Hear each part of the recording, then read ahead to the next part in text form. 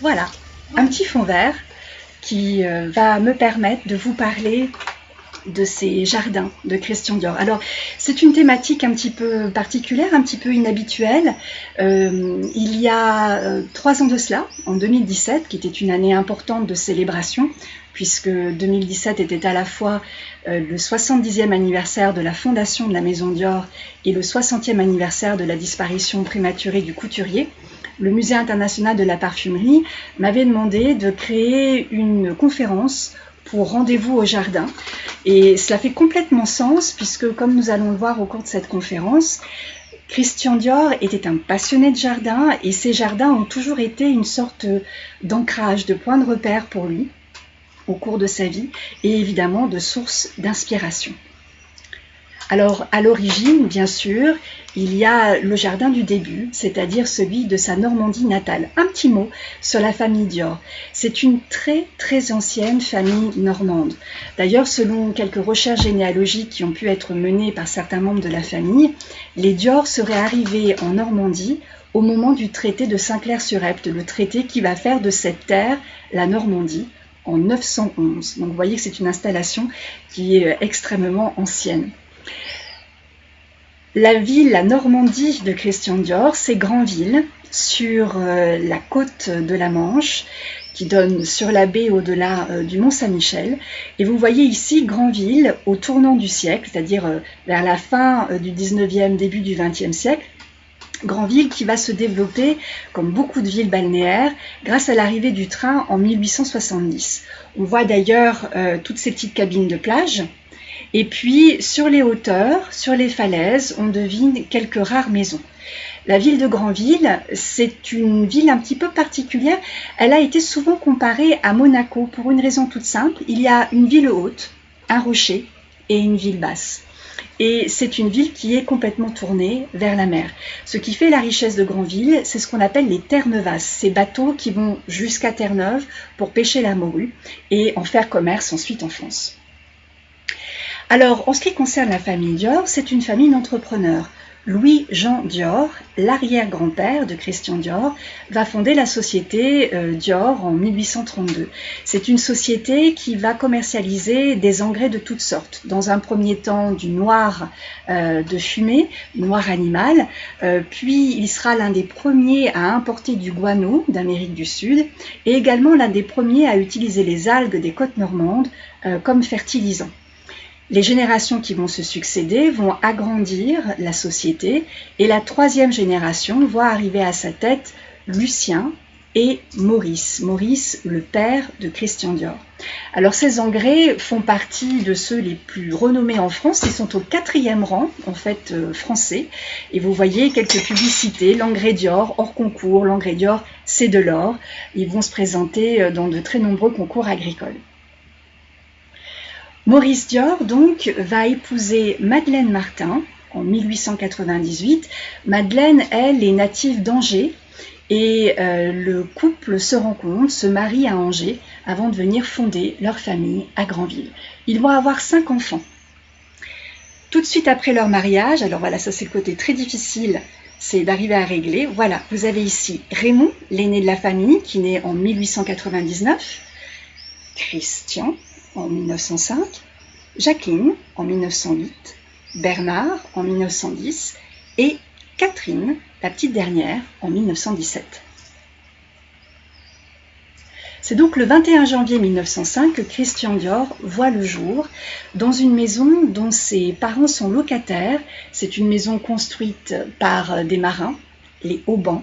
Elle est une maison double avec sa jumelle qui s'appelle la Une. Bien évidemment, ce vocabulaire de marin se retrouve très régulièrement dans la topographie, la toponymie de la ville de Granville. Christian naît au 1er étage de cette maison. Et il va y passer finalement très très peu de temps. Il se trouve que les Haubans est à la jonction entre la ville haute et la ville basse. à quelques mètres à peine de l'une des usines de la famille Dior, qui se trouve être une usine de production de cidre, de bière, de limonade notamment. Et puis, un petit peu au-delà, il y a l'usine de la famille Dior, dont je vous parlais tout à l'heure, fondée par l'arrière-grand-père de Christian, qui produit des engrais et dont les vents ramènent de temps en temps l'odeur sur Granville. Donc, entre les odeurs de l'usine de cidre et celles de l'usine d'engrais, Madeleine n'en peut plus et elle demande à son mari de lui trouver une maison qui soit un petit peu plus à l'air. Alors c'est complètement à la périphérie de la ville, au-delà des falaises que nous avons aperçues tout à l'heure, que la famille Dior va s'installer. On voit ici la même ville de Granville, toujours au même moment, vers 1900. Tout au fond, là-bas, vous retrouvez le casino qu'on a vu en image tout à l'heure. Et puis cette plage, qui n'est pas encore aménagée, il y aura une promenade qui va s'installer quelques années plus tard, et donc en haut des falaises, mais bien loin de l'agglomération, quelques villas qui commencent à se construire. Et la villa où la famille Dior s'installe, c'est les Roms, une maison qui a été construite par un armateur, M. Bust, à la toute fin du XIXe siècle. Cette maison va devenir le paradis de Christian Dior. Certes, il a 1 an, il marche à peine lorsqu'il arrive dans cette maison, mais cela va devenir son point de repère, son ancrage. Madeleine va énormément s'investir, elle va modifier un petit peu l'apparence de la maison. C'est elle qui installe le jardin d'hiver, vous voyez ici, et également les oriels, un de chaque côté, donc ces sortes de beaux windows, ainsi que sur la façade arrière, l'oriel qui est ici correspondant au bureau de Maurice Dior. Les enfants vont immédiatement adopter le jardin, bien sûr. Vous avez ici une photographie de Raymond qui sert de monture à son petit frère Christian. Donc Christian Dior, vous voyez donc juste au-dessus. Et comme vous le voyez, les enfants sont costumés. À Granville, le casino organise régulièrement des sortes de fêtes de carnaval pour les enfants, comme la fête des fleurs par exemple. On retrouve les 3 premiers enfants Dior ici, Raymond, très élégant, Christian dans un costume de marin et sa petite sœur Jacqueline.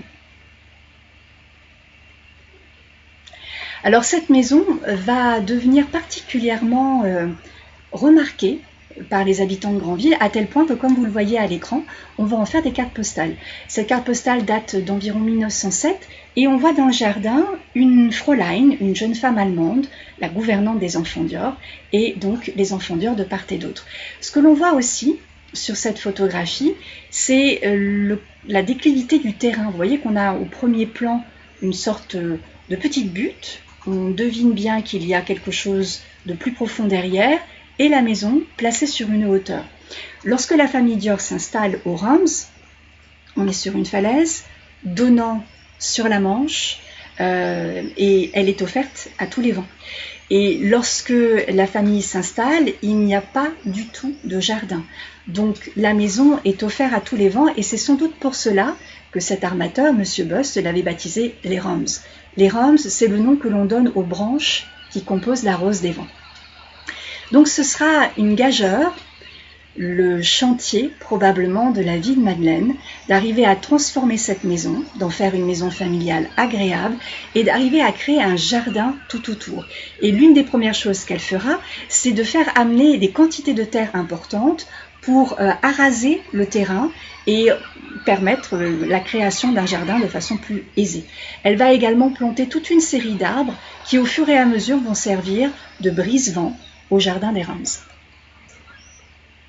La voici aujourd'hui, cette maison. Vous voyez, on voit bien que le terrain s'est aplani et on retrouve ce fameux jardin d'hiver avec un décor très particulier en forme de roue de Pan, très art déco.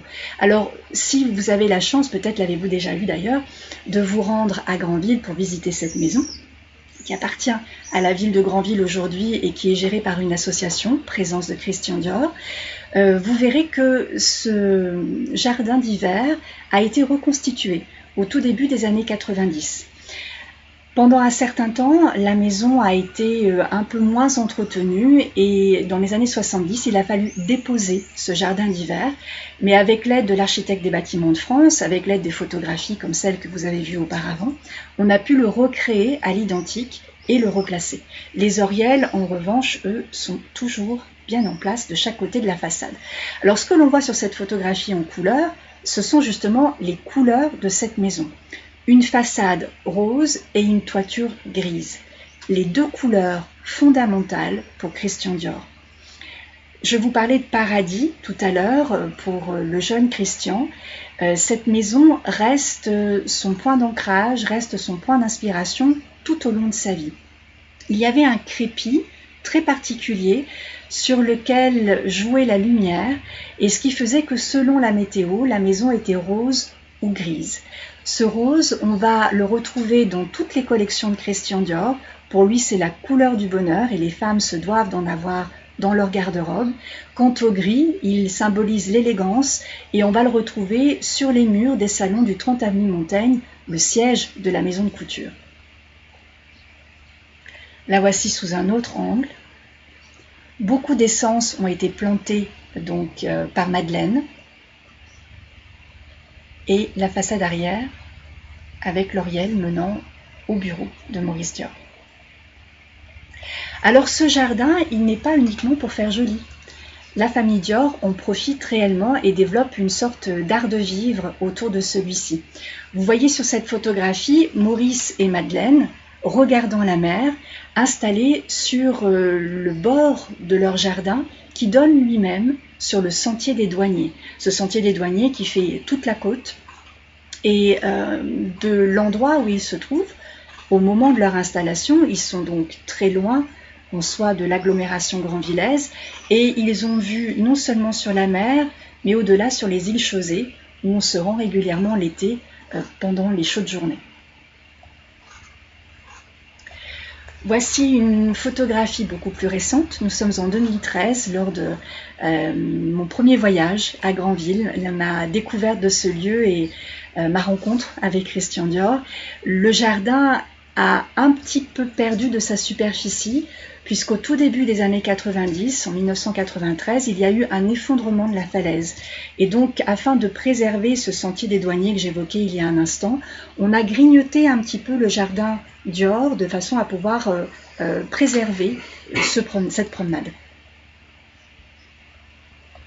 Voilà, je vous parlais de cette habitude de la famille Dior de s'installer dans le jardin.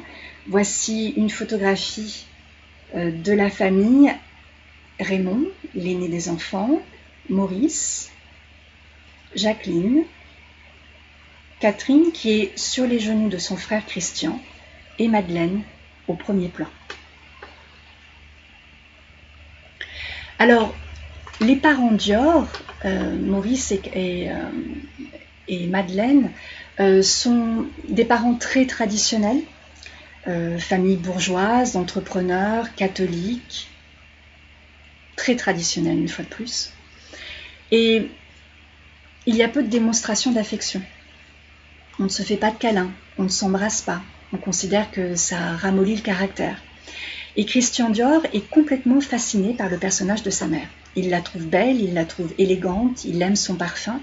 Donc il va essayer par tous les moyens possibles de se rapprocher d'elle. Cela signifie tout simplement embrasser les passions de sa maman. Et parmi celles-ci, il y a bien évidemment le jardin. Christian Dior va se plonger dans la lecture des catalogues de Vilmorin-Andrieux, comme ceux que vous voyez à l'image. Il apprend par cœur le nom des plantes, leur nom latin, et en grandissant petit à petit, il va s'investir, donner quelques conseils, quelques suggestions à sa mère pour pouvoir se rapprocher d'elle. En 1925, Christian a donc 20 ans, il va même aller au-delà de cela puisqu'il va aménager lui-même une partie des jardins. Sur la photographie que vous avez à l'image, vous voyez donc la maison. Nous sommes sur une façade latérale et ici une pergola, un miroir d'eau et on devine un petit peu sous la pergola ici, voilà, l'exercice n'est pas simple, un peu de mobilier. Eh bien, ces différents éléments ont été dessinés et réalisés par Christian Dior alors qu'il avait une vingtaine d'années, à l'emplacement d'une serre qui avait été installée ici par l'armateur Bust. De l'autre côté, donc à l'opposé, si on continuait dans cette direction-là, c'est toujours très difficile, il y a la mer donc et la baie du Mont-Saint-Michel au-delà. Voilà une autre vue de la pergola. Beaucoup d'essences vivaces, beaucoup d'hydrangea, de trachelospermum, c'est-à-dire de jasmin étoilé, des camélias, et puis bien sûr beaucoup de rosiers. Madeleine était une amoureuse des rosiers. Voilà, on a une autre vue ici du miroir d'eau. Et partant de ce miroir d'eau, une allée qui longe la mer avec des arceaux ornés par des rosiers grimpants. Et cette allée mène justement à la roseraie du jardin des Rams. C'est un jardin qui couvre à peu près 1 hectare aujourd'hui et qui compte environ 800 variétés de roses. Voilà, nous voici à l'intérieur. Vous vous souvenez, tout à l'heure, on a vu 2 photos prises à cet endroit-là. Et vous voyez qu'au centre du parterre, il y a une mosaïque qui représente justement une rose des vents, les fameux Rams qui donnent leur nom à la maison. On retrouve le mobilier de jardin dessiné par Christian Dior. Ils ont été refaits à l'identique au tout début des années 2000. Et puis le mur du fond du jardin qui permet justement de protéger les roses. Parce que réaliser ce jardin, une fois de plus, a été une vraie gageure tant il est battu par les vents. Les rosiers sont des plantes assez sensibles. Donc on va créer cette roseraie à l'abri de ce mur, ce qui va permettre aux rosiers de pouvoir se développer de façon bénéfique. Voici l'image ici que vous reconnaissez sans doute, celle de l'affiche, et on voit juste devant les rosiers le buste de Christian Dior. C'est un buste qui a été offert par la maison de couture en 1976 à la ville de Granville, à ce jardin Dior de Granville. Et puis de ce côté-ci, vous avez la même vue depuis l'autre côté du mur. On retrouve le buste juste ici. À l'opposé du jardin, donc plus du côté de la ville de Granville, il y a un petit édicule qui avait été construit par les parents Dior. Les enfants Dior sont encadrés par des Fräulein, je l'évoquais tout à l'heure, des gouvernantes. Et donc ce petit bâtiment, c'est la salle de classe qui est une sorte de belvédère. Vous voyez ici l'intérieur, on plonge vraiment sur la plage quand on est à l'intérieur de ce petit édifice. Et c'est l'endroit donc où la classe était donnée aux enfants. Et juste à côté, il y a cette maison, le Lude, qui faisait partie initialement du domaine des Rams, de la propriété des Rams, et le Lude était la maison des invités, l'endroit où l'on plaçait les hôtes de passage. Cette maison a notamment abrité de très nombreux artistes. Pendant les années 20, Christian Dior a été marchand de tableaux et régulièrement il invitait certains de ses amis qu'il exposait dans sa galerie avec son associé Jacques Bonjean à venir au Lude, qui offre donc une vue extraordinaire sur la mer. Sur cette photographie, alors je vais essayer de vous montrer le parcours, vous voyez aussi cette rampe d'escalier qui accède au Lude et qui accède de l'autre côté bien sûr directement à la plage. La plage à ce moment-là est complètement sauvage, il n'y a pas encore de promenade qui arrive de la ville de Granville, donc c'est purement et simplement la plage des Dior et les enfants Dior vont y passer énormément de temps. Voilà le Lude aujourd'hui. Vous voyez qu'il y a un muret qui le sépare aujourd'hui du jardin, puisque lui ne fait plus partie de la propriété actuelle. Et voici Christian et sa sœur Jacqueline sur la plage de Granville. On retrouve les petites cabines de bain et vous voyez que Christian est armé d'une petite épuisette. Voilà, les enfants aiment aller pêcher sur le bord de mer. Alors, puisque la maison des Rams se trouve au-dessus d'une falaise, il y a la falaise qui suit. Et cette falaise fait également partie de la propriété des Rams. Donc Madeleine va également s'y atteler, créer une véritable végétation sur cet endroit, ce qui était une sacrée gageure, et elle va aussi faire construire du moins, une petite folie rocaille. Vous voyez ce petit bâtiment qui va servir de salle fraîche pendant les chaudes journées d'été. On la retrouve ici, entourée par la végétation, et puis une petite vue de l'intérieur. On est donc protégé complètement des vents, tout en permettant leur entrée, ce qui va rafraîchir donc cette pièce. Et ce qui est surtout très important dans cette petite salle, c'est la couleur des murs. Alors c'est pas forcément évident à voir sur l'image, mais vous voyez que on a des murs roses. C'est le crépi originel de la maison des Rams. Le seul endroit où il en reste trace. Donc un crépi très particulier, fait d'un mélange de gravier gris et de peinture rose qui va permettre ce jeu de lumière. Malheureusement, on n'a pas réussi à le reproduire lorsque les différents ravalements de façade ont été faits. Il faut dire que c'est une technique qui est particulièrement onéreuse. Et donc depuis, à tâtons, on essaye de retrouver la couleur originelle, ce qui est quand même une chose assez compliquée. Mais voilà, on a cette petite trace ici, dans cette rocaille. Voilà une autre vue depuis le jardin, sur la côte des Havres, H-A, accent circonflexe VRES, et au-delà, les îles Chausée, et au fond, par là, le Mont-Saint-Michel. Voici une autre photo de famille. Vous reconnaissez la toiture du Lude, et au premier plan, Raymond, alors Jacqueline, Maurice, Christian ici en costume de marin, et derrière lui, Madeleine qui tient Bernard dans ses bras, Bernard qui vient de naître, on est en 1910, il est encore tout bébé, Catherine, elle, naîtra en 1917. Alors nous voici au pied de la falaise de la propriété des Rams, et vous voyez que cette falaise, cette promenade du moins, s'arrête de manière un petit peu brutale. C'est l'éboulement dont je vous parlais tout à l'heure au début des années 90 qui fait que cette promenade s'arrête de manière un peu brusque. Et lorsqu'on se retourne vers Granville, on découvre cette promenade aménagée dans les années 20, grosso modo, la promenade de Plagoussé. Vous voyez au bout de la jetée ici le casino avec ses tours jumelles, le rocher, la ville haute, et en face, c'est très compliqué, j'admire les gens qui font la météo, l'hôtel des Bains et la plage qui est juste là. Promenade du Plagoussé donc, puisque les messieurs élégants qui sortaient du casino et qui avaient dépensé beaucoup d'argent se retrouvaient avec un gousset plat puisqu'ils s'étaient délestés de leurs billets. Voici une photographie de Granville, une carte postale. On retrouve les fameuses cabines de bain et puis donc le casino et l'hôtel. Puis une autre petite vue. Cette plage de Granville, elle est très animée. Une fois de plus, l'arrivée du train en 1870 va en faire un lieu de villégiature. On vient y passer, si ce n'est le week-end, au moins quelques jours de vacances, voire les vacances d'été. Alors, je l'évoquais tout à l'heure, l'une des premières interventions de Madeleine, lorsqu'elle arrive aux Rams, c'est de créer ce jardin d'hiver avec ce motif en roue de Pan, très art déco. Madeleine est une excellente maîtresse de maison.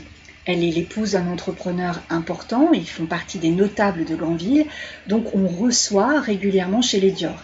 Il y a une dizaine de personnes qui travaillent à leur service, et après les repas, on a l'habitude de prendre le café à l'intérieur de ce jardin d'hiver. Ce jardin d'hiver, Christian Dior essaiera de le retrouver dans chacune de ses résidences, ou du moins de le recréer d'une façon ou d'une autre. Nous voici à l'intérieur. Vous voyez donc ce motif en roue de Pan et les plantes, notamment les cantias, ces grandes palmes que Madeleine affectionnait beaucoup et que Christian mettra dans ses résidences successives. Voici une autre vue depuis l'extérieur. Et nous voici maintenant à Paris. La société anonyme Dior devient de plus en plus importante, si bien qu'en 1911, Maurice, le père de Christian, et son associé, son cousin Lucien, décident de transférer le siège social de la société Dior de Granville à Paris. La famille va donc déménager et conserver les Rams comme maison de vacances, comme maison de villégiature. On s'installe dans le quartier du Ranelagh, dans le 16e arrondissement de Paris, mais Madeleine aime son jardin et elle va essayer d'une manière ou d'une autre de recréer cette ambiance végétale dans son appartement parisien. Elle va notamment chez Orève, que vous voyez à l'image. Orève, c'était l'un des plus grands fleuristes du 16e arrondissement de Paris, dans le quartier de Passy, rue de la Pompe. Et vous allez voir que la façade est particulièrement belle. Vous voyez ce décor de mosaïque avec des feuilles de marronnier également, et puis ce personnage féminin couronné de fleurs, notamment de roses. Là aussi, Christian accompagne sa mère chez Orève pour élaborer les bouquets qui vont recréer un petit Granville à l'intérieur de l'appartement parisien. Il continuera de le faire quand il aura ses propres appartements, notamment lorsqu'il habite rue Royale, où il a l'habitude de se fournir chez Lachaume, qui se trouve rue Royale également à l'époque, depuis la maison a déménagé Faubourg Saint-Honoré. Lachaume qui faisait partie, et qui fait toujours partie, des très grandes enseignes de fleuristerie de la capitale, et qui est notamment célèbre pour ses orchidées, que vous devinez ici. Marcel Proust avait l'habitude chaque matin de se rendre chez Lachaume pour acheter un cattleya qu'il portait à la boutonnière. Et puis, grâce à des amis communs, Christian Dior va faire la connaissance d'une autre fleuriste, Paul de Deban, Paul P-A-U-L-E. Et il fait connaissance avec son travail chez l'un de ses amis, puisqu'il tombe amoureux d'un de ses bouquets. Un bouquet très modeste, fait de feuilles de pissenlit et de fleurs de tomates. Mais Christian trouve l'association tellement poétique et tellement élégante qu'il veut absolument connaître la fleuriste qui l'a signée. Paul de Deban et lui vont devenir des amis proches à tel point qu'ils songent pendant un temps à s'associer. Le temps manquera malheureusement. Alors, Christian Dior va devenir galeriste, je l'évoquais rapidement tout à l'heure, et ça n'est qu'au cours des années 30 qu'il réalise réellement, en dépit du fait que beaucoup de ses amis l'avaient incité à embrasser cette carrière, qu'il est fait pour la mode. Il va travailler comme modéliste pour Robert Piguet, et en 1939, la guerre éclate.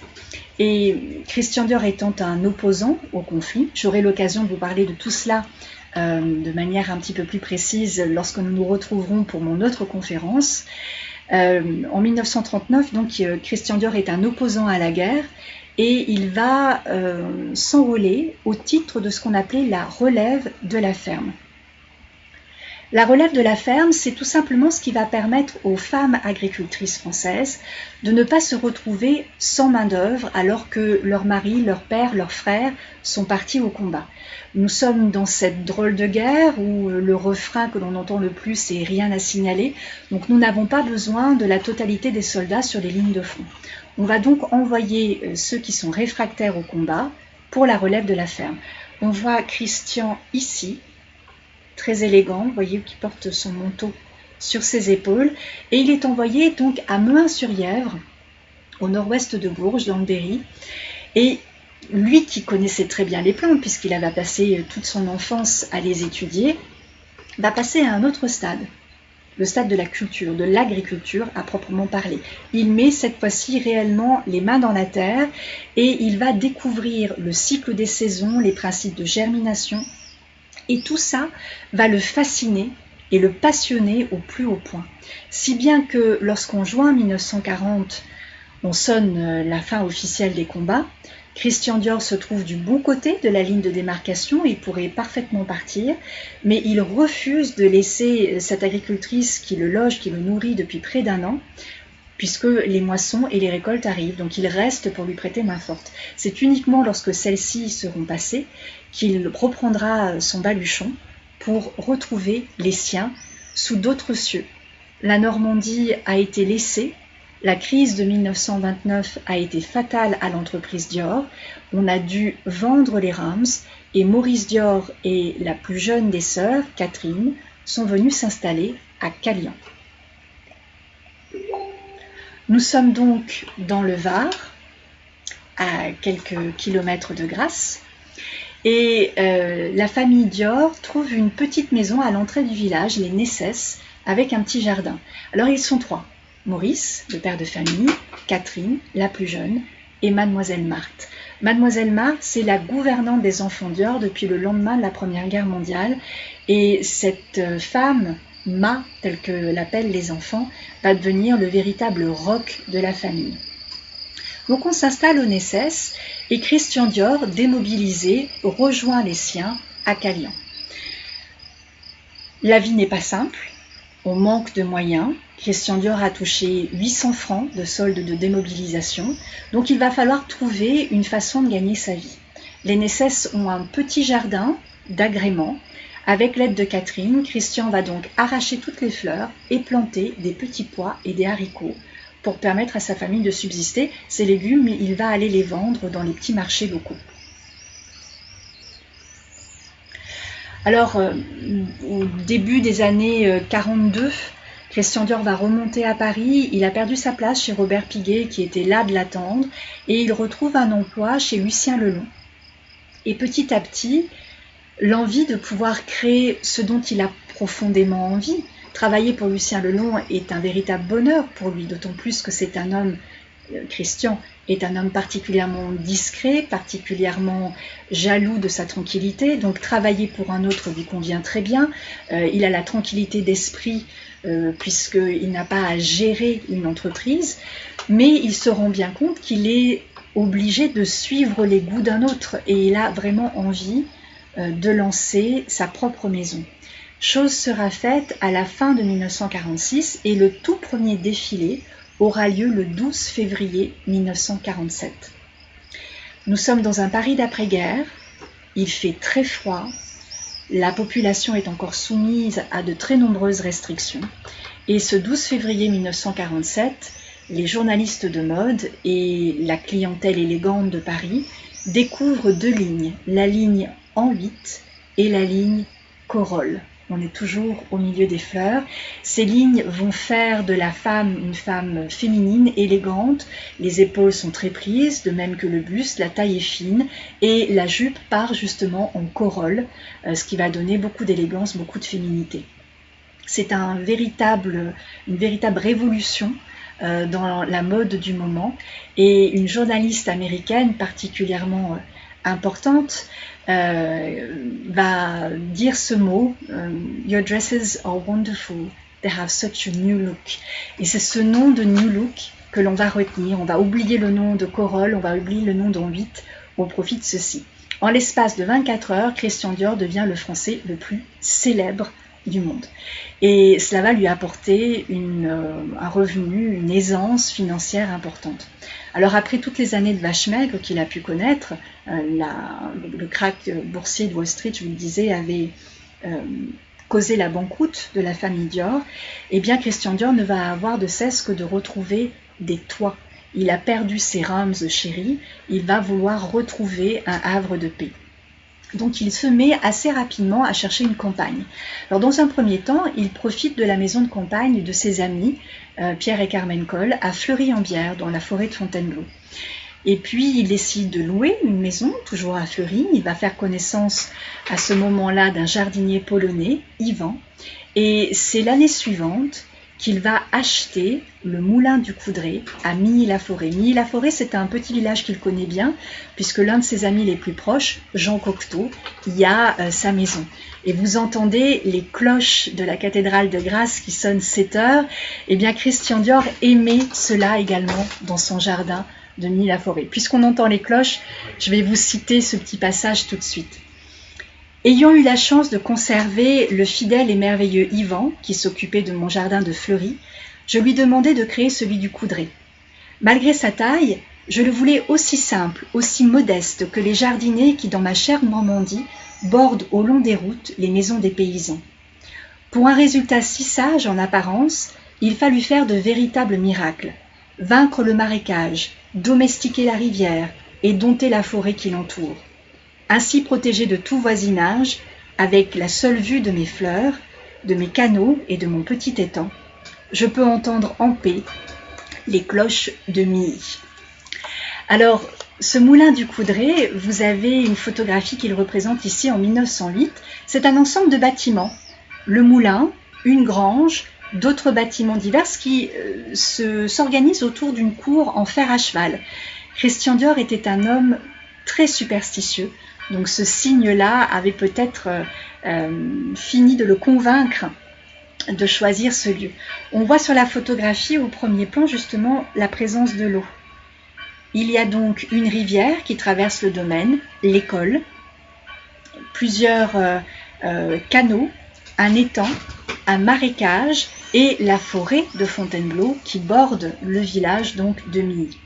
Ce sera une véritable gageure que de domestiquer tout cela, mais Christian Dior va s'y atteler avec un grand plaisir. Quand il rachète le moulin, il n'est pas dans l'état que l'on vient de voir, il est assez abîmé et donc il commence petit à petit à restaurer l'édifice. Il va frotter les tomates pour leur redonner leur lustre et puis avec Yvan, dont je vous parlais il y a un instant, le voici, il va donc créer ce jardin de Milly-la-Forêt. Au milieu des années 50, avec Alice Chavannes, Christian Dior publie un ensemble d'interviews, d'entretiens qui s'appelle « Je suis couturier ». Voici ce qu'Alice Chavannes dit de ce jardin dans cette petite publication. Pour planter un lilas, un poirier, un saule, choisir les oignons de tulipe, les couleurs des cosmos et des zinnias, connaître les mœurs des petits pois et de l'estragon, Christian Dior n'a pas son pareil. Après la couture, ce que Christian Dior préfère, c'est son retour hebdomadaire à la terre, puisque ce moulin du Coudray va devenir vraiment son refuge. Il y descend généralement chaque vendredi soir, et pendant le week-end, ses amis viennent le rejoindre. Raymonde Zenacker, sa plus proche collaboratrice, arrive souvent le samedi matin, et puis il y a les amis du voisinage. J'évoquais Jean Cocteau tout à l'heure, mais se trouve également tout près du moulin René Gruau, le grand publicitaire qui signera la majorité des publicités des parfums Dior jusqu'en 1980, et puis aussi Marlène Dietrich, qui viennent régulièrement lui rendre visite. Françoise Giroud disait au sujet de ce jardin, on marchait sur les fleurs, tant leur présence était importante. Donc c'est un havre de paix, il aime s'y ressourcer, il aime Paris, mais il a besoin de ce retour à la terre, il a besoin de cette tranquillité, et c'est là qu'il va se réfugier lorsque les collections doivent se développer. Il y dessine avec certains de ses collaborateurs, et donc toutes les premières étapes des collections se passeront au Moulin du Coudray. Il aime y retrouver ses amis, jouer aux cartes. Vous avez ici Christian Bérard. Christian Bérard, c'est l'un des amis fondateur, je dirais, de Christian Dior, un ami très proche, peintre, néo-humaniste, tel qu'on l'appelait, puisque à une période où le cubisme était roi, Christian Bérard continuait à représenter la figure humaine avec un certain romantisme, une certaine nostalgie.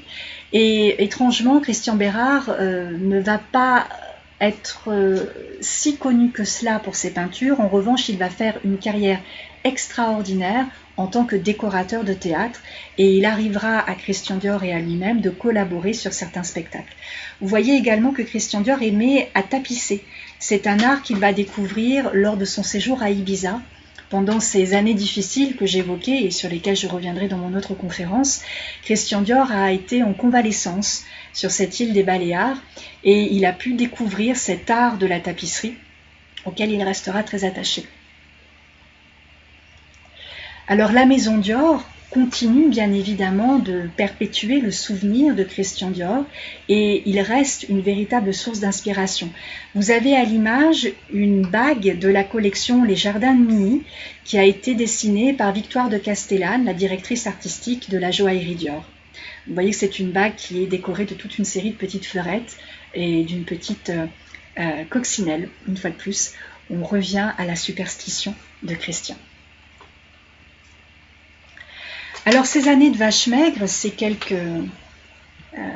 7 années très très difficiles qui vont entacher la vie de Christian Dior. Passé, il devient célèbre grâce à sa mode, très riche, et il va avoir envie de rattraper le temps. Donc en 1949, il achète le Moulin du Coudray. En 1950, il va quitter l'appartement dont il est locataire de la rue Royale pour investir un hôtel particulier dans le quartier de Passy, boulevard Jules Sandeau. Et puis, la même année 1950, sa sœur Catherine l'informe que la Colle Noire est en vente. La Colle Noire, c'est un ancien relais de poste qui se trouve au pied de Montauroux, à quelques kilomètres donc de Calian, de la maison où sa famille s'est installée. Et comme c'est un ancien relais de poste, une auberge, les Dior avaient l'habitude d'y prendre de temps en temps un déjeuner ou un dîner. Donc Christian Dior était séduit par le bâtiment. On voit un petit peu à l'image une grande façade avec 2 tours de part et d'autre, ici et là, regardant vers l'ouest. En 1950, donc, lorsqu'il apprend que la Colle Noire est en vente, il se précipite pour l'acheter. Il ne va pas y faire immédiatement des travaux, vous l'avez compris, il a déjà fort à faire en région parisienne, mais il commence déjà à réfléchir à tout cela. Et l'ambition qu'il a pour la Colle Noire est tout à fait particulière, parce que non seulement il achète le bâtiment, mais il investit aussi dans les 50 hectares qui l'entourent. L'ambition de Christian Dior, c'est de faire un véritable domaine agricole autour de ce château de la Colle Noire. Alors voici une photographie qui montre la Colle Noire dans les tout premiers temps où Christian Dior l'investit. La famille à qui il l'achète s'appelle les Grosselin, et avant même que les Grosselin aient quitté les lieux, l'une des premières choses que Christian Dior va faire, ce qui montre bien son envie de retrouver ce paradis perdu des Reims, c'est de creuser un miroir d'eau. Alors le miroir d'eau de la Colle Noire n'a plus rien à voir avec le petit miroir d'eau que vous avez vu tout à l'heure sur l'image des Reims. Il fait plus de 40 mètres de long. Il est proportionnel à la taille du bâtiment. Et non seulement il crée un miroir d'eau, mais on le voit sur le côté de l'image, une pergola. Donc ces 2 éléments phares qu'il avait conçus pour le jardin des Reims à l'âge de 20 ans et qui, une trentaine d'années plus tard, vont se recréer sous d'autres latitudes. Voici une autre vue de cette Colle Noire à peu près au moment de l'achat, en tout cas dans les premiers temps. Et la Colle Noire aujourd'hui, c'est un lieu où j'ai la grande chance de pouvoir intervenir. La Société des Parfums Christian Dior a racheté le bâtiment en 2013 et a mené une campagne de restauration tout à fait importante, aussi bien sur le bâti que sur le jardin. Le jardin aujourd'hui ne fait plus les 50 hectares qu'il faisait à l'époque de Christian Dior, mais 5 hectares.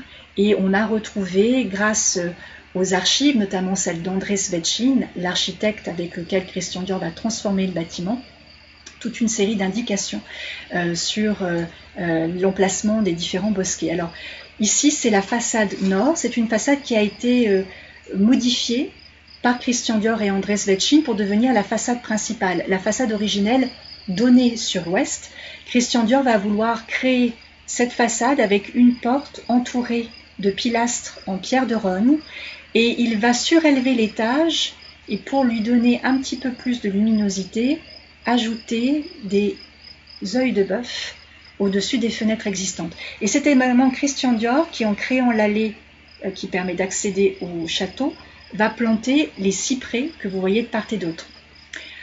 Dans les années 50, ces cyprès faisaient 3 mètres de haut. Aujourd'hui, ils font 10 mètres. Donc, il a fallu repenser un petit peu le jardin pour permettre à ces arbres de prendre toute leur ampleur. C'est Philippe Deliot, qui est le paysagiste, qui s'est chargé de cette transformation, aussi bien en conservant l'esprit que Christian Dior avait voulu donner au jardin, tout en le modernisant et en faisant en sorte que les plantations puissent être le plus heureuses possible. Voici une autre vue. Nous sommes juste à l'angle donc de la façade nord, aujourd'hui façade principale, et de la façade ouest, que l'on retrouve ici. Alors, vous voyez l'entrée initiale à laquelle on accède par un escalier à double rampe, et les 2 tours de chaque côté. Christian Dior, pendant les travaux, on voit derrière lui la pergola, et en face de lui, il y a une orangerie pour protéger les essences sensibles, qu'il va faire construire, qu'il va faire aménager également en arrivant à la Colle Noire.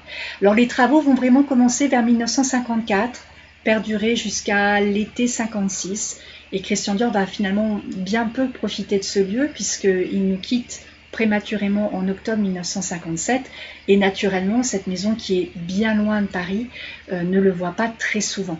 Alors un mot d'ailleurs sur ce choix. Bien sûr nous sommes à proximité de Calian, à proximité de Catherine, mais c'est un choix qui va énormément surprendre ses contemporains. La jet set, telle qu'on pourrait l'appeler, avait plutôt l'habitude de s'installer sur le bord de mer, vraiment sur la côte d'Azur. Ici, nous sommes vraiment à l'intérieur des terres, d'autant plus que l'autoroute A8 n'existe pas encore. Donc il s'agit vraiment d'une sorte de jeu de piste presque pour aller le retrouver dans cette maison de la Colle Noire. Et d'ailleurs, la carte de visite de Christian Dior porte à son dos le plan pour accéder au château de la Colle Noire.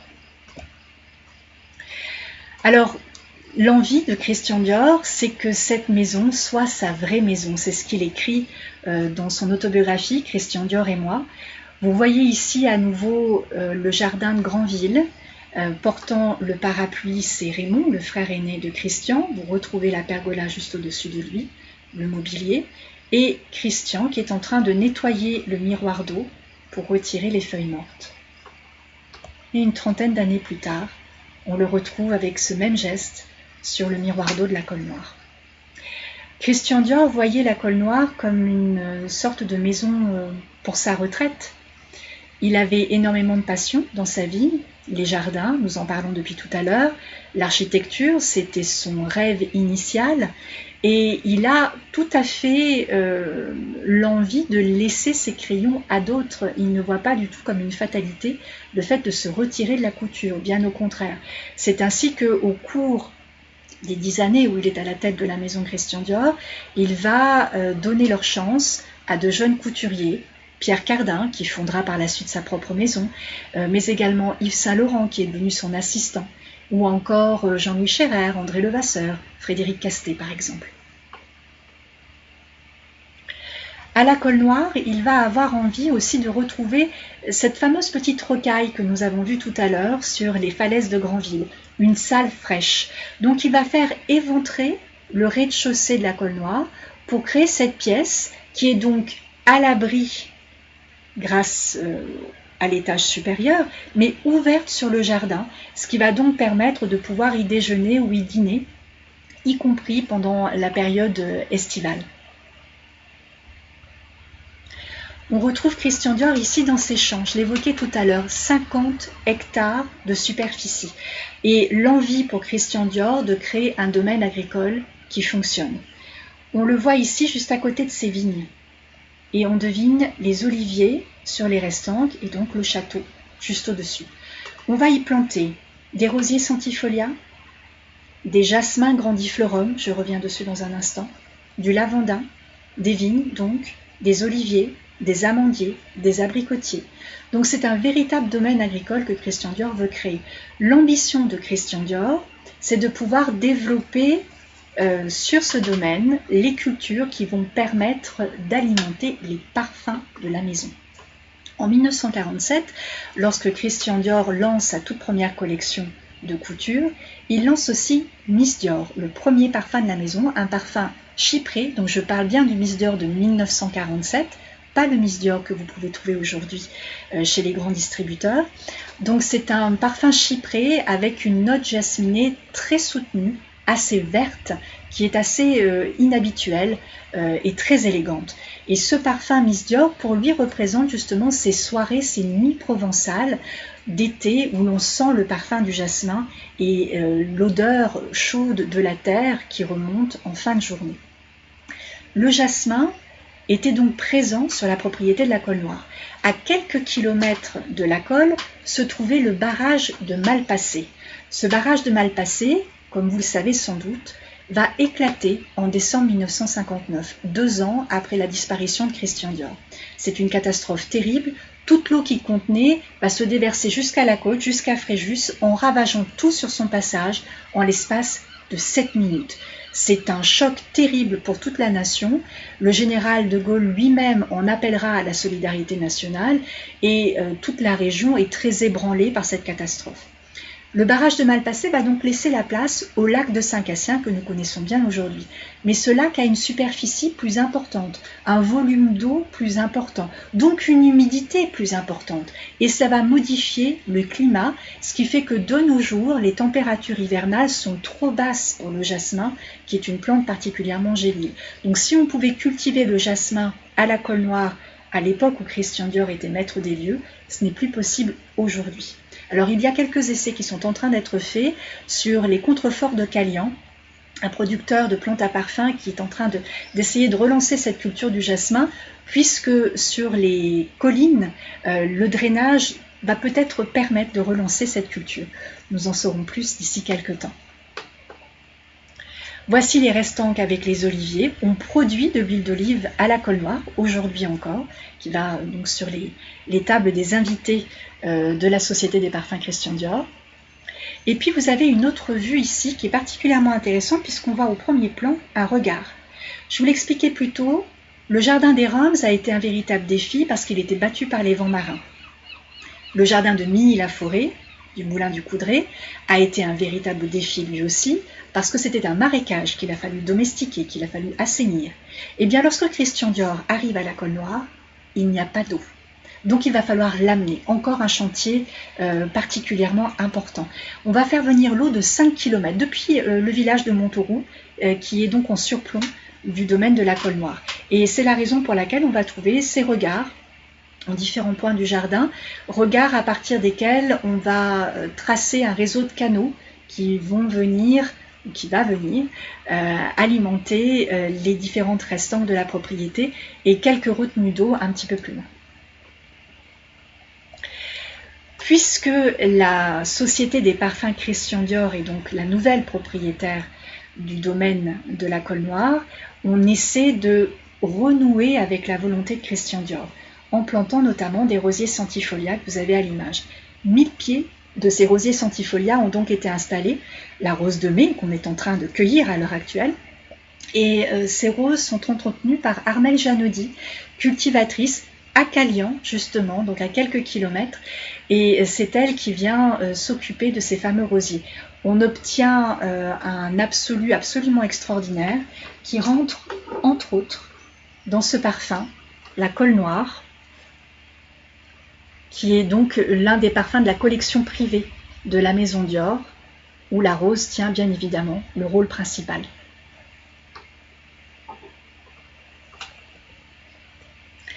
Alors voici Catherine Dior. Catherine est donc la petite sœur de Christian, sa voisine, son amie la plus proche, probablement aussi. Catherine a été concessionnaire en fleurs aux Halles à Paris, avant de devenir elle-même cultivatrice à Calian. Elle avait 2 hectares de roses centifolia et elle sera cultivatrice quasiment jusqu'à son dernier souffle. Catherine nous a quittés il y a somme toute assez peu de temps, en 2008. Alors bien sûr, ces différents jardins sont une source d'inspiration pour le couturier et pas uniquement pour le parfumeur. Vous avez à l'image un gros plan d'une broderie réalisée par l'un des brodeurs fétiches de Christian Dior, Rébé, qui se chargera de très nombreuses créations pour lui. Alors la mode, c'est également l'une des passions de Madeleine, donc Christian Dior va bien sûr s'y intéresser dès son plus jeune âge. Vous avez à l'image une robe qui a appartenu à Madeleine Dior. L'une des couturières principales de Madeleine s'appelait Rosine Perrault et elle avait son atelier rue Royale à Paris, cette fameuse rue où Christian Dior habitera quelques années plus tard. Vous voyez dans la partie inférieure de la robe des broderies représentant des fleurs qu'on retrouve également sur les manches et au passage vous remarquez la taille très fine de Madeleine. C'est donc les prémices du New Look que j'évoquais plus tôt, des épaules rondes, un buste bien pris, une taille très fine et ensuite une jupe en corolle. Les fleurs accompagnent Christian Dior depuis sa plus tendre jeunesse. Nous sommes à nouveau à Granville et vous voyez ici la fête des fleurs, une sorte de carnaval pour les enfants avec des chars décorés de fleurs. Et on retrouve au premier plan notre Christian, âgé de 5 ans. Et dans le petit char juste à côté, ce petit garçon, c'est Serge Eftler Louis. l'ami d'enfance de Christian Dior, il est le voisin des Reims et ils ne se quitteront jamais de vue. C'est cela aussi Christian Dior, un ami fidèle, et les amitiés enfantines vont devenir les collaboratrices de sa vie professionnelle. Serge Epler-Louinch n'a jamais quitté de vue Christian, et lorsque son ami lui annonce la fondation de sa maison de couture, Serge étant lui-même dans le milieu, il a travaillé pour la société Coty, il a travaillé pour la société française de distribution, il va lui conseiller bien sûr de lancer les parfums Christian Dior. Il va devenir le premier directeur de cette société. En 1949, Christian Dior lance la robe Miss Dior. En 1947, donc, le parfum Miss Dior, avec ce jasmin. Et donc, en 1949, la robe qui va représenter ce parfum, somme toute, et à laquelle appartiennent ces broderies que nous avons vues en gros plan tout à l'heure. Du jasmin, de la rose, qui vont donc être les thèmes principaux de ce parfum. Alors, vous avez ici une broderie en gros plan, toujours de rébé. On y trouve à nouveau des fleurs et aussi des trèfles, notamment à 4 feuilles. Encore une fois, la superstition. Et comme amoureux des fleurs et superstitieux, Christian Dior a une fleur fétiche, c'est le muguet. On la retrouve ici en 1957 sur un tissu en organdie réalisé par André Brossin de Méret, une dame créatrice de tissus avec laquelle Christian Dior va collaborer pendant de très nombreuses années. Christian Dior avait même l'habitude de glisser un brin de muguet dans l'ourlet des robes au moment des défilés pour porter chance. Ce muguet, il est aussi la star incontournable de Durissimo. Durissimo, c'est le parfum emblématique de la maison Dior, paru en 1956. Il est l'œuvre de 2 personnes, Christian Dior, bien évidemment, et Edmond Rounitska, l'un des plus grands parfumeurs du XXe siècle. Edmond Rounitska qui a déjà signé Diorama, L'eau fraîche, qui signera plus tard Eau sauvage, et qui donc avec Christian Dior va réaliser ce parfum qui est une ode au muguet. Techniquement, c'est une gageure. Le muguet fait partie de ce qu'on appelle les fleurs muettes. On ne peut pas l'extraire parce que tout est poison dans cette fleur. Donc il faut en passer par des stratagèmes de façon à recréer cette odeur pour pouvoir en profiter. Edmond Rounitska installe un véritable parterre de muguet dans sa maison de Cabris, à quelques kilomètres donc de la Colle Noire, et il descend régulièrement le sentir au cours de la journée pour comprendre l'évolution de son odeur, depuis la note très végétale, très verte de la feuille, du début du bouton, la note fleur blanche très opulente, et ensuite cette note qui vient petit à petit mourir avec une tonalité un peu plus animale. Le flacon lui-même, qui est une petite merveille en cristal de baccarat, a été dessiné par Christian Dior et il est orné, vous le voyez, de bronze représentant des fleurs. C'est une référence au décor des appartements de Marie-Antoinette à Petit-Trianon. Il y a 2 sources d'inspiration pour Christian Dior, le XVIIIe siècle français et les années 1950. C'est un mariage constant entre la tradition et la modernité. Alors, rien d'étonnant à cela, je vous en parlais dans l'épisode aux confins de Grasse. En 1958, 1 an après sa disparition, Francis Meilland va donc lancer la rose Christian Dior, une rose rouge, l'une des couleurs fétiches du couturier qui était présente dans toutes ses collections. Alors après tous ces jardins d'inspiration, il y a bien sûr le jardin du souvenir, le jardin de la fin, d'une certaine manière. On se retrouve sur cette photographie à nouveau à Granville, vous retrouverez la roseraie, et ce fameux mur qui marque la fin du jardin donne accès de l'autre côté au cimetière Notre-Dame, l'un des très jolis cimetières de Granville. C'est dans ce cimetière Notre-Dame que repose Madeleine. Madeleine Dior est décédée prématurément en 1931, elle avait tout juste 52 ans et elle repose avec d'autres membres de la famille dans ce jardin. Madeleine reste l'inspiration, celle par qui Christian Dior est venu au jardin, à la mode, à l'architecture, à son corps défendant. Christian lui repose au cimetière de Calian. La sépulture, vous voyez à l'image, est donc à l'intérieur de ce cimetière de Calian, et elle est ornée d'une sorte d'urne drapée qui a été dessinée par Christian Dior lui-même. Avant que Christian Dior ne repose dans cette sépulture, se trouvait déjà Marie, la sœur de Mademoiselle Ma, la gouvernante des enfants Dior, et Maurice Dior, qui était décédé en décembre 1946, sans avoir eu le bonheur de voir la réussite de son fils en tant que couturier. Donc Christian Dior va dessiner cette urne funéraire pour orner la sépulture de son père, et en 1957, donc, il viendra à son tour rejoindre les siens.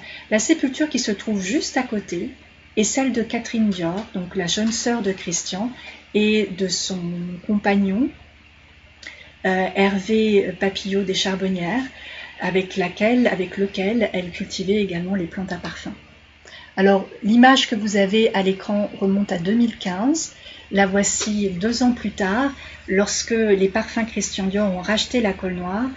Ils ont eu à cœur de faire de la sépulture de Christian Dior un jardin, là aussi, comme il l'aurait sans doute aimé, donc en plantant différentes essences et notamment du muguet, juste devant cette sépulture. Alors aujourd'hui, le jardin des Roms est un jardin public. C'était la ville de Granville qui s'était portée acquéreur de la maison et du jardin qui l'entoure. C'est donc un jardin où les Granvillais peuvent se promener librement. Et il est devenu jardin Christian Dior, jardin également des illustres, et c'est une démarche qui avait été menée par Suzanne Lemoine-Lulling. C'est là aussi l'une des amies de la première heure de Christian Dior. Suzanne était granvillaise, et lorsque Christian crée sa société, il va naturellement se tourner vers son amie pour qu'elle devienne l'une de ses collaboratrices. Elle sera la directrice de ses salons, mais également l'animatrice d'une certaine façon de cette société Dior. C'était une femme très généreuse, extrêmement chaleureuse, qui organisait de très nombreuses soirées pour les clients, pour les invités, les hôtes de marque de la maison Dior.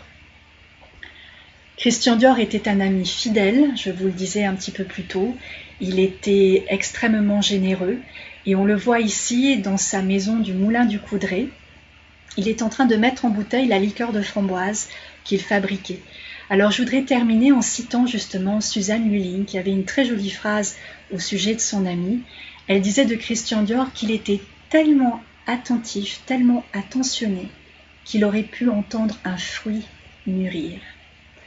Merci infiniment pour votre présence et je voudrais remercier aussi très chaleureusement, parce que je ne l'ai pas cité tout à l'heure, mon mari François, que j'invite à venir me rejoindre, puisque toute cette technique n'aurait pas été possible sans lui. C'est lui qui a permis ce petit tour de passe-passe pour que vous puissiez voir toutes les photographies qui m'ont accompagnée pendant cette conférence. Donc merci infiniment.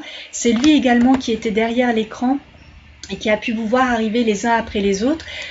Si certains d'entre vous ont laissé des questions, j'y répondrai avec grand plaisir. Sachez que cette vidéo, cette conférence reste visible en replay, toujours en passant par la page de l'association Vagues de Soleil. Et la petite cagnotte que nous avons mis en place sera présente encore pendant quelques jours, je crois jusqu'à lundi. Alors je voudrais donc remercier Sonia, Corinne, Sébastien, Claire, Clarisse, Yves, Massimo, Jessica, Annie, Véronique, Pascal, Jérémy, Béatrice, Cathy, Hélène, Julien, Annette, Virginie et sans doute bien d'autres pour votre présence. Merci infiniment. Je vous souhaite une très très belle fin de journée et visitez les jardins.